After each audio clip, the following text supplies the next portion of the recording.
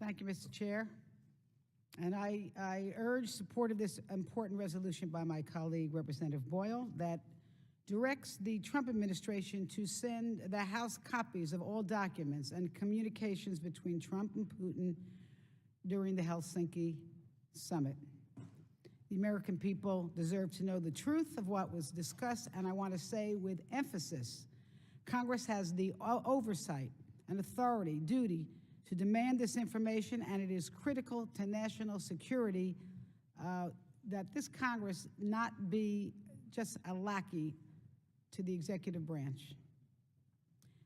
And yet, the administration has failed to provide any information or come before this committee, as mentioned by my colleagues.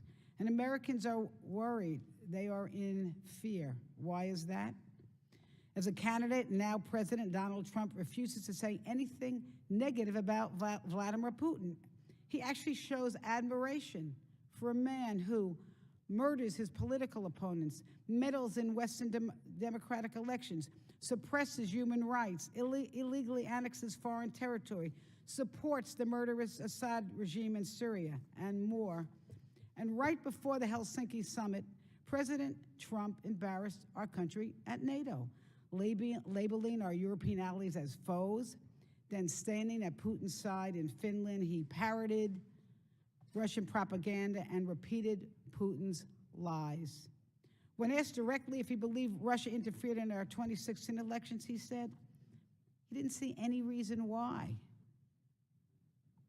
I'll tell you why, or what he's ignoring. Number one, our own intelligence community unanimously concluded Russia is meddled in our elections. Number two, the Department of Justice has indicted 25 Russian nationals responsible for the meddling. And number three, Russia has a long proven history of assaulting Western democracies and using cyber attacks, disinformation, and support for nationalist political groups. Now here's the thing. We don't have a clue what was discussed in the 2-hour-long private meeting with Trump and Putin. What promises were made? What did they talk about sanctions? What about our election? We have no answers, and the cloud of secrecy is disturbing. We are in fear. It's been reported that they talked about holding a referendum in eastern Ukraine, Iran's presence in Syria, recognition of Russia's illegal annexation of Crimea, and the future of our nuclear arsenals.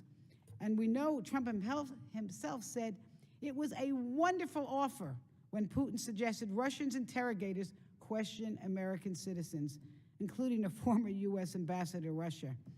Is it possible that the president jeopardized our national security when he was alone in the room with Putin?